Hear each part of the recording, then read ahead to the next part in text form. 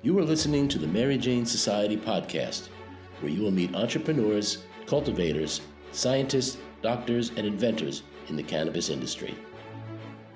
I'm your host, Pam Schmiel, marketer and publicist in the cannabis industry. The Green Lady Dispensary is a family-owned business on the island of Nantucket in Massachusetts, with a second location recently opened in Newton, an upscale town just outside of Boston. Today we meet co-founder Nicole Campbell. She heads up the family's operations and joined the show to talk about the state of the cannabis industry in Massachusetts and how they're navigating growth and expansion into New York with their well-tested products in Massachusetts. Let's meet Nicole.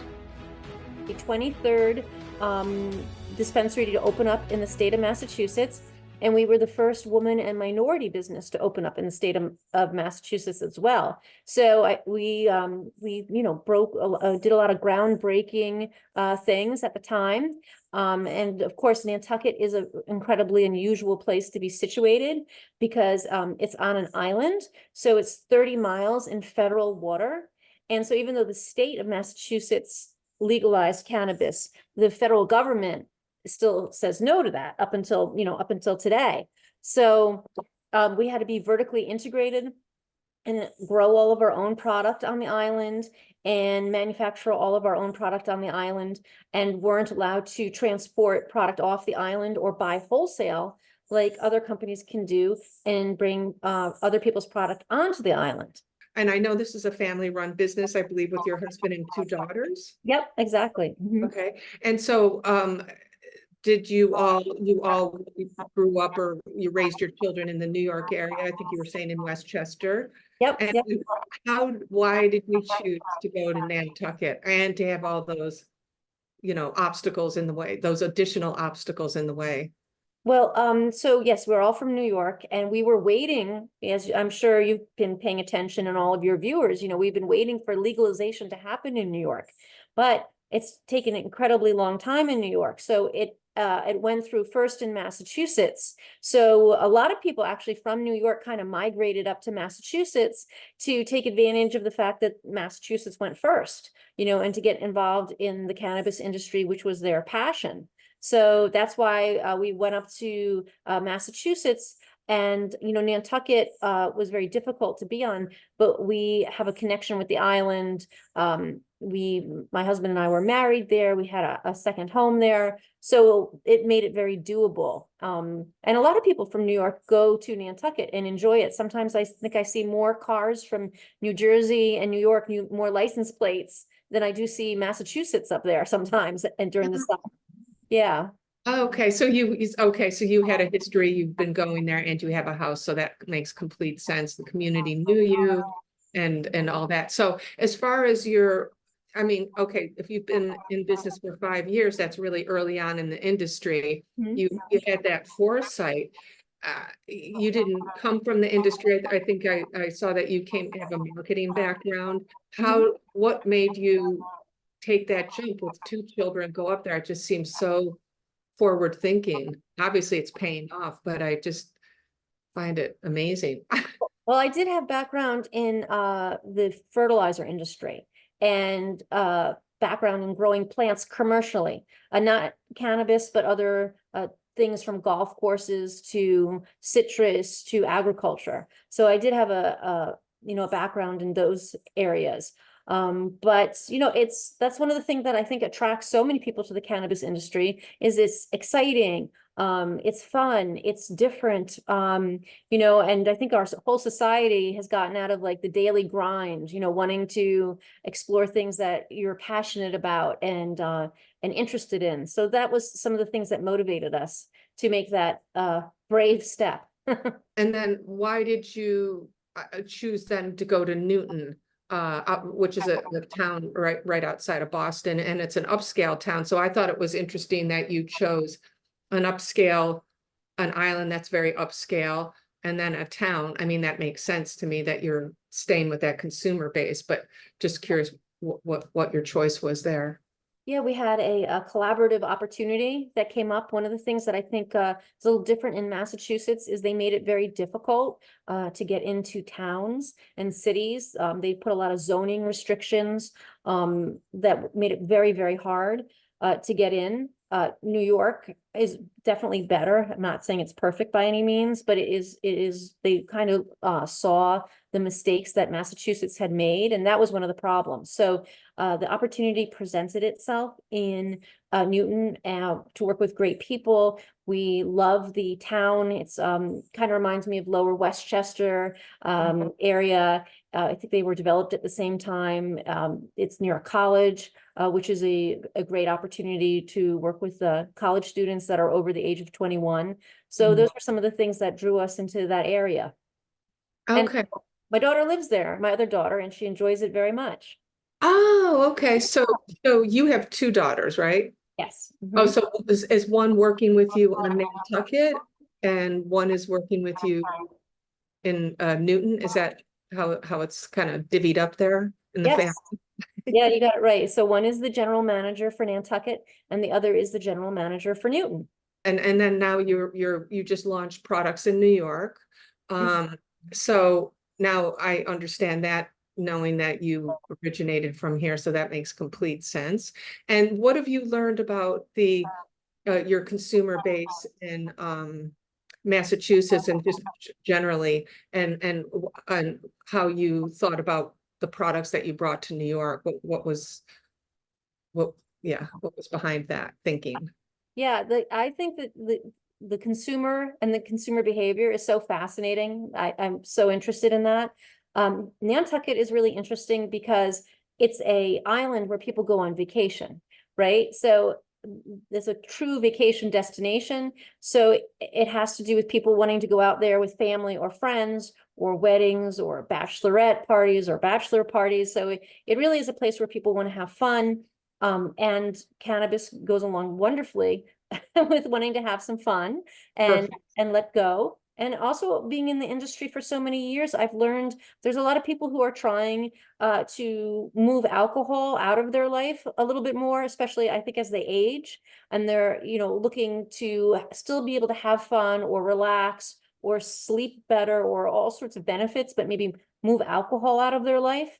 So that's something I see in Nantucket. In Newton, it's also interesting, people care about the products that they consume. They want to have good quality products. There's a large segment of the population that's a very connoisseur with cannabis. It's like some people are driven by price, and to them, it's just the price. They just want to pay the least amount possible. But there's also a group that care about the quality.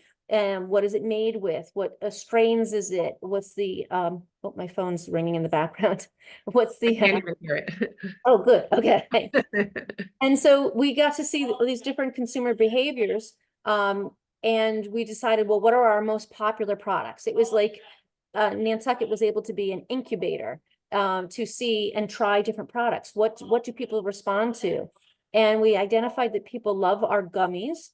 They really, really enjoy the gummies and they enjoy the effects based gummies. And then we also realized people love a good vape. So that was the two product categories we brought to Nantucket and New York, vapes and gummies. That's what we've highlighted and focused on to bring to New York. And what are some of the effect-based gummies that people are mostly interested in? Like what are some of the cannabinoids or minor cannabinoids that you bring forward in your gummies? So we've highlighted 3 gummies. One is a spicy peach margarita. All of our gummies are cocktail flavored. Cannabis is supposed to be fun and we want to keep it fun.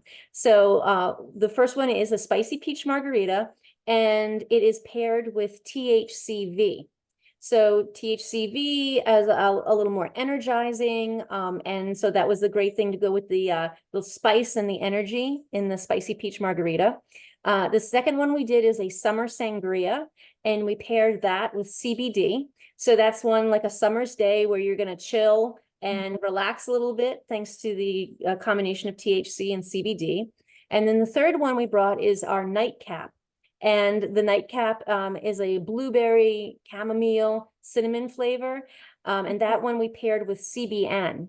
And so, as the name implies, the nightcap is the thing to take before you get to bed, which is so important to so many people, getting a good night's sleep. Yeah. Very, very important. And so as far as your product development, who's involved with that? How are you working with a food scientist on these flavors, or how's the product development team there? Well, you have to use the resources that you have access to. So Nantucket's got a ton of great restaurants. So we've hired a lot of people from the restaurant industry. Lots of people who came to Nantucket to work in that industry. We've worked with different chefs and had great relationships where we've tried these various combinations. People love to get their creativity and explore, which I completely support. And the thing about, like I said, Nantucket's like an incubator program. You know, honestly, if we make, for example, we're introducing a new baked good, and we can just buy a limited number of labels, a limited number of bags. If people love it, that's terrific. And if people don't like it, then we just don't continue to make it. I don't get too worried about it. We do it in limited batches and see what people think. That's perfect. Yeah, the benefits of being small and nimble and being able to test these things. So Massachusetts allows for edibles, obviously. Is that new? I feel like I haven't seen a lot of edibles coming out of Massachusetts. It seems like a hard product to maintain because of shelf life and. Yeah, well, one thing that's a little different between New York and Massachusetts is Massachusetts only allows 5 milligrams of THC per serving, and New York allows 10. So perhaps that's why there's not a lot of product coming out of edibles coming out of Massachusetts, because I think New York consumers are used to the 10 milligrams and probably going, why do I want 5? So that could be. Yeah, and you're serving a big New York base, and New Jersey as well, I believe has 10 milligrams. Yeah. I mean, going below, I didn't realize that Massachusetts was only 5 milligrams. That's just, well, I guess it works for some people. And what about beverages? Are you doing beverages at all? We do beverages on Nantucket. We haven't brought them to New York yet. Beverages are a whole another animal. They are an entirely different animal, and we've only dabbled in them. It's really meant for like a big volume and canning, and it's very different. We're trying to do more small batch, unique things. Like a beverage is probably the opposite. You probably wouldn't want to go and do taste testings of beverages, right? When you want to pick a beverage flavor, you want to stick with that. Yeah. Right. And what about the beverage enhancers? Are you doing any of those? I feel like those are very popular, or the drink sticks. Yes, I've seen them. No, we're not really. We're not into the beverage market. Yeah. Okay. I've seen a lot when I was at the New York show over the summer, the trade show. I noticed from the year before to this past year, every single brand had introduced drink sticks to their lineup. So that was very noticeable to me when I went to the New York show.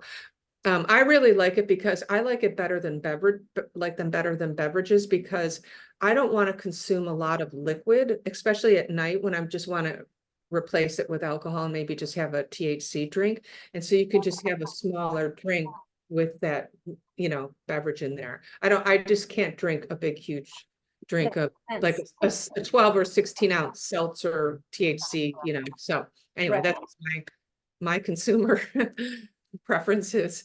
I noticed that you got the best cannabis innovation for your hash rosin chews. Now, I mean, I feel like the hash rosin has been really, popular over the past few years. Solventless based products seem to be really popular.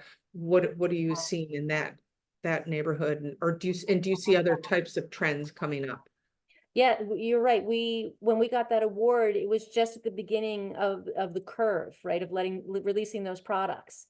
And yes, they've become very popular. I'm very fascinated about rosin. We do a lot of it in Nantucket, and honestly, we're very well known for making exceptional rosin. So we've kind of focused on that, which I think is important to know. What is your niche? You know, what are you good at, and focus on that. And that's why when you're asking me about the beverages, that's not a category that we've really focused on. But the whole concept of of rosin, right, is the whole plant. So if you're ingesting a rosin gummy, or now they I think they're even coming out with rosin drinks, as a matter of fact. I haven't had one yet. Yes, I've seen them. I'm dying for it because I mean, most of the beverages, I just went to the beverage trade show, you know, BevNet, like just the industry, you know, and there were a bunch of cannabis products there. And it was all just THC, you know, very mainstream, appealing to the mainstream. But I thought, I really want to get my hands on some strain-based flavors, rosin strain-based flavors. They're doing it in California. I actually got sent a couple samples of some strain-based beverages out there. Ah, Fantastic. wow. I really think I think it's the future. I keep banging that drum. Strain-based beverages or strain-based products, but Right. but I love the strain-based, or even I tasted one that was just terpene based, Oh, and the food side, or the uh person who invented it said, you know, they swear that it really does have an effect like the terpene, you know, the entourage effect with just terpenes only, without any of the THC. So just something to look at. I'm always looking at the West Coast to see what they're doing, and I really loved those strain-based drinks. So wow. Yeah, yeah. because when you do the rosin, right, it has all the plant, all the components of the plant, the terpenes, the flavonoids, all the minor cannabinoids. So it is a different experience because it's like as close to the whole plant as you can, Yes. but you're ingesting it, and it's really fascinating. And I've actually, that's where I get kind of geek out, because then the question becomes like, we all know when you smoke something, right, how it goes through your lungs and how it affects you that way. But when you eat something, it's processed by your liver, right? So then and nobody knows this as far as I know. I mean, I don't think anybody knows the question of this, but how does it different when you have a whole plant and you eat it and it's processed by your liver? What are the effects and how is it different for you? So it's kind of, I think, one of the things that people have to study in the future more and learn about. Most of our serotonin, something like 60% of our serotonin receptors are in our gut, which Mm, is, so that's got to be affecting something that's going through that process too. And is it picking up the, you know, attaching to the receptors on our way through our digestive system? I know that's a whole, it's fascinating. I geek out on that stuff too. I love that. Yeah, I really do. The science is so promising. So, so you're not able to sell your products in your Newton store, right? Because you can't transport across through the waters. Is that right? that's some big news that's happened for us recently. So we actually got in Massachusetts, it's the Cannabis Control Commission. That's the regulatory body in Massachusetts. And they've just, I would say 2 months ago, changed their regulations to allow us to transport on and off the island as long as we stay in state waters. So they have finally, it was a huge deal, went all over the media. Honestly, I was I did see that. yeah, I was actually interviewed by the New York Times. I was like, wow, I never thought I'd be in the New York Times. Well, it is a big deal. It is like the first of, you know, I'm surprised there's not other islands like up on the West Coast, you know, up in Oregon, Washington area, a couple of those great islands over there. I wonder what's, I guess they're just staying on the island, like you said.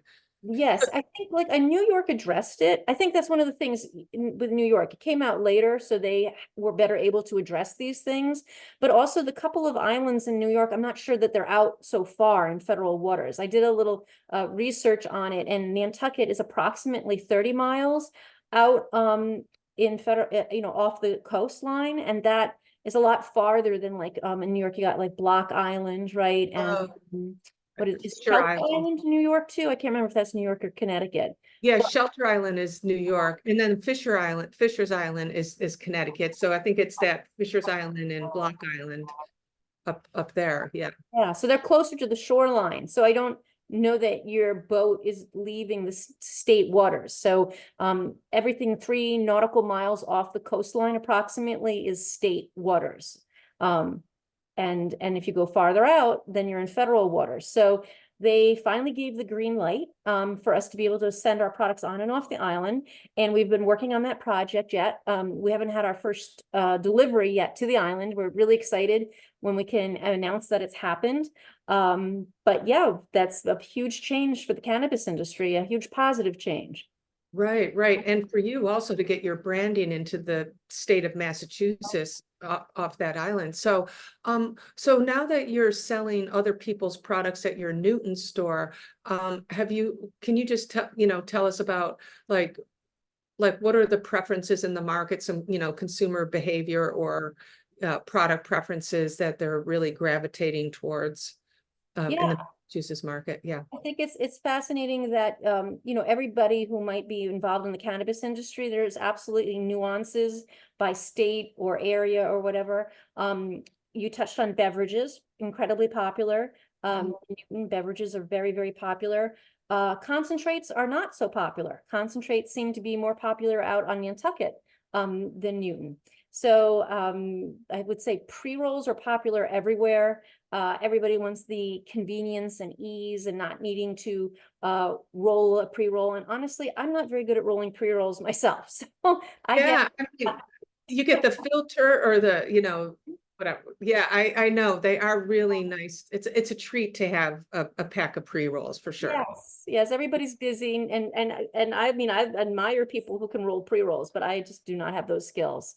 So pre-rolls are really popular. One thing I would notice in Massachusetts is the flower prices have come down, but like the thing is, I think people forget is inexpensive flower doesn't always correlate to quality product, right? It's obviously the opposite. The cheaper the product, usually the worse the quality.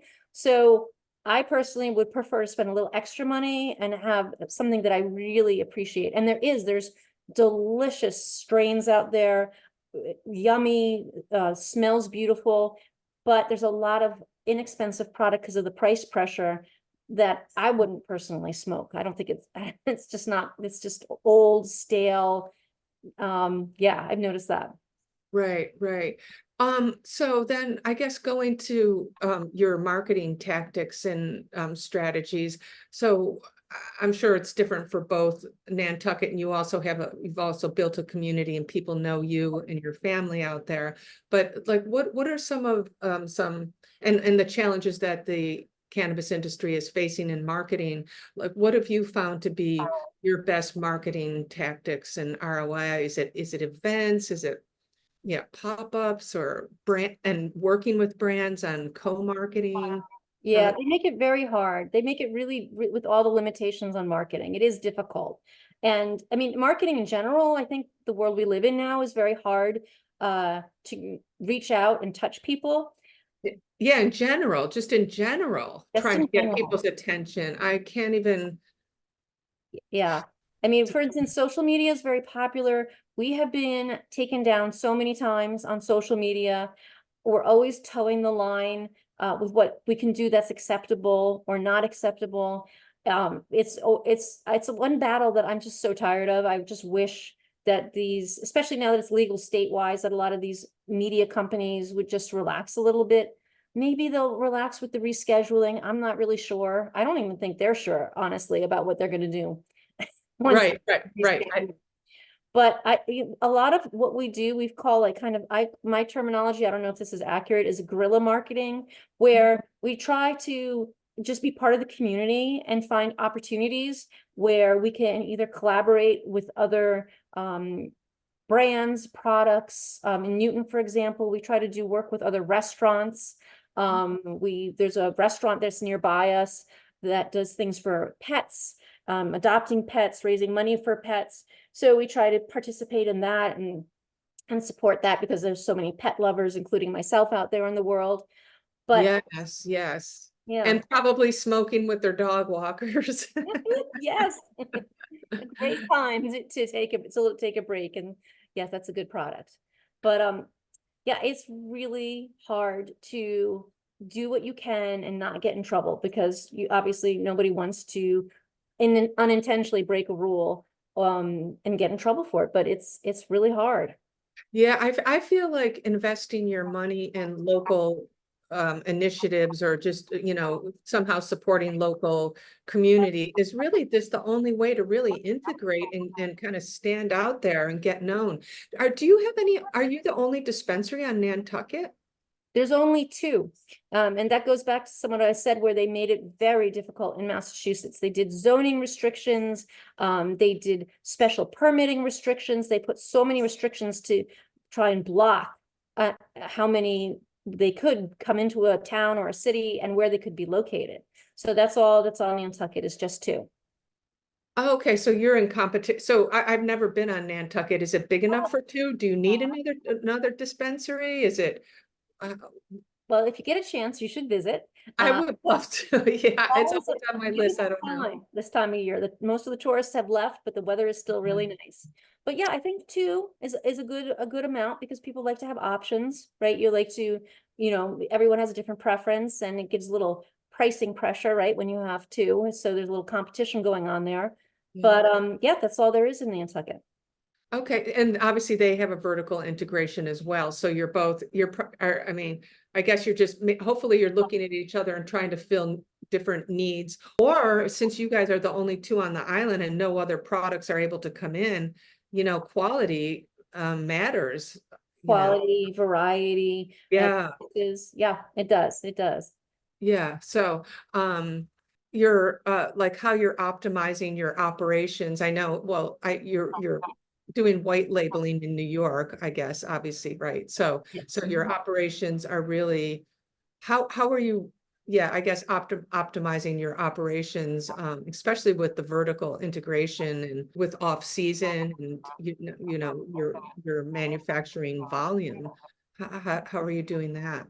Yeah, so there's definitely a big seasonality component, right? It's incredibly busy during the summer, very quiet in the winter. And Nantucket has, I think, approximately 15,000 year-round residents. But then in the summertime, I think during the pandemic, when 4th of July, it swelled to 80,000 people because everybody was vacationing out in the island that year because you couldn't really do international travel.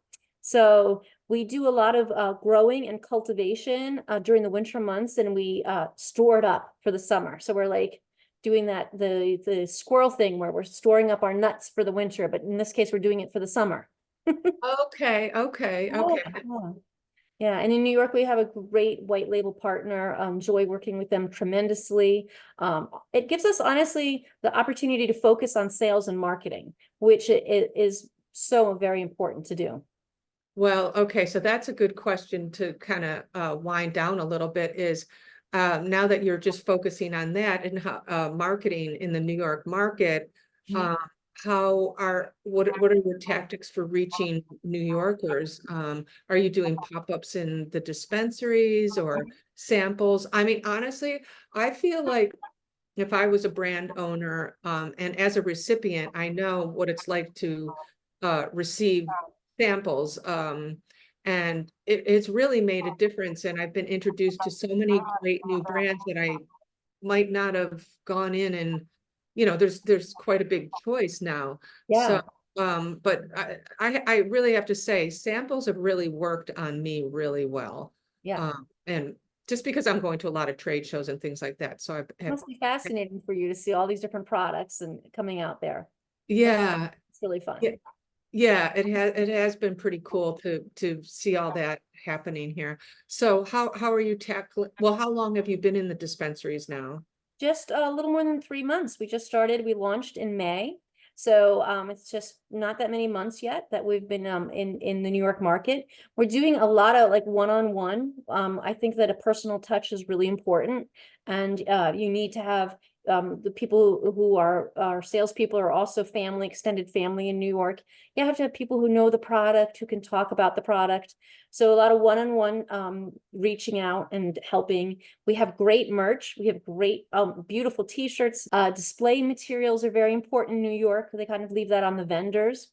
And we do pop-ups, and we have our delicious samples all the time for people to try, because I don't think I'm being biased, and you can confirm whether I'm correct or not, but I think there's a lot of gummies out there that they really pay no attention to the taste. I feel like, Yeah. Well, yeah, and also the I know I love your whole cocktail flavor approach. I have to say, I don't know if I've seen that. Um, I personally like, I've been testing out the Gruen brands, which I like, because they're light, not very sugary. They're just Mm. like a light little, I don't want a big piece of candy. Everybody's different, everybody wants to, okay, chew on that gummy or whatever, but Well, that's why I think, for example, I think gummies are more popular than chocolate bars, right? I think it's that little bit of that health aspect, because yeah, even a very sweet gummy still feels healthier than eating a chocolate bar.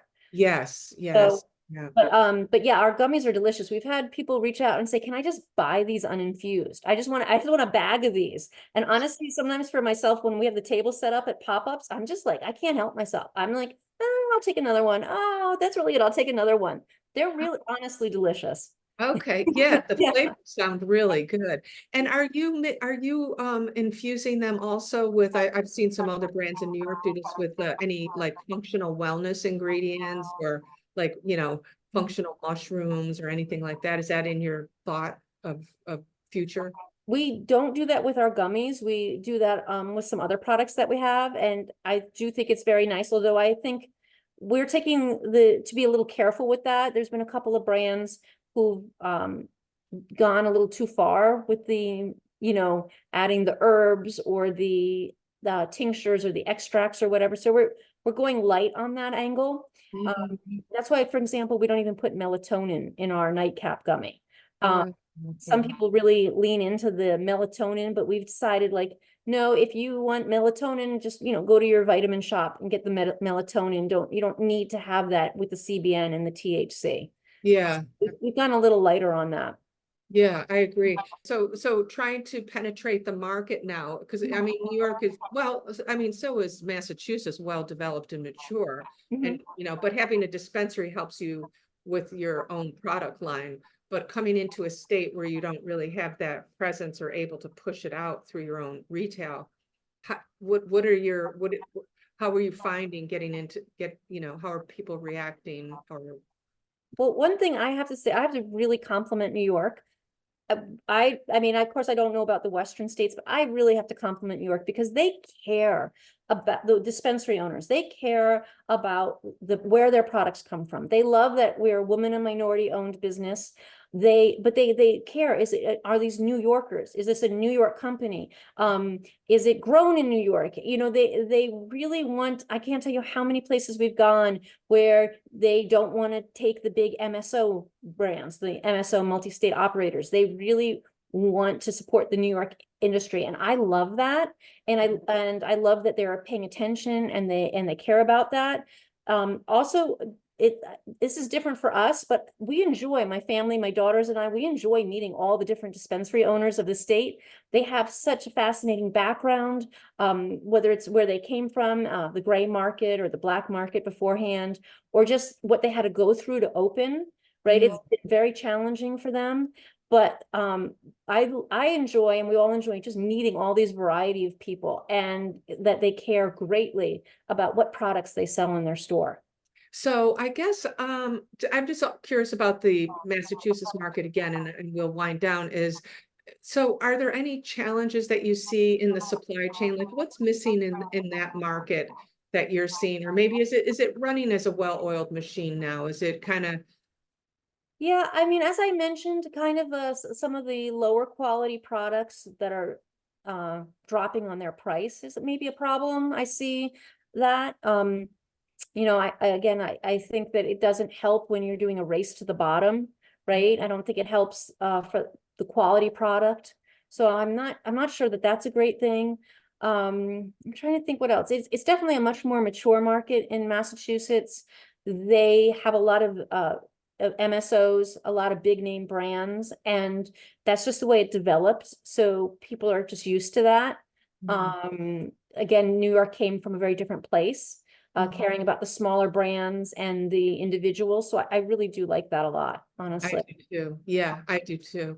And so I guess what's the exit plan? Like, what is your vision as far as, is this pretty much it where you're going as far as your couple stores in Massachusetts, getting your brand developed here, maybe opening a dispensary here? Is that how what are you thinking? Well, we're so happy to be back in New York State. We were waiting year after year after year for that to happen. And so finally it's happened. And as you know, we just launched a few months ago. So we have a long, long way to go in New York State. Right. But I actually think we're blocked from doing some things in New York State because of the regulations, right? We're vertically integrated in Massachusetts. So we are not allowed, as far as I understand, to have a dispensary. So I don't think it's a route that we'll be able to go down. Ah, okay. Yeah. And they meant the rule, they meant it in the best sense, right? Because they're trying to keep the market diversified and they don't want the big MSOs to come in and take over New York State. So, you know, they meant it for the best possible intentions, but it did block us from being able to do that. But it would have been very nice to own a dispensary. And is it mandatory to have to be vertically integrated if you own a dispensary in Massachusetts? Is it? No, it's not. Yeah. It's not, but you Only if can't. it's medical. If it's medical, you do have to be vertically integrated. So you could just go for a retail license or a vertical license like you did. Exactly. Okay. Okay. So, great. I think that's fantastic. Is there anything else like that I think I've missed that you wanted to talk about? Well, I just want to mention we are launching some new resin products in New York State, a resin vape and a resin gummy. So we've got exciting products coming out. You know, just thank you so much. I enjoyed talking to you.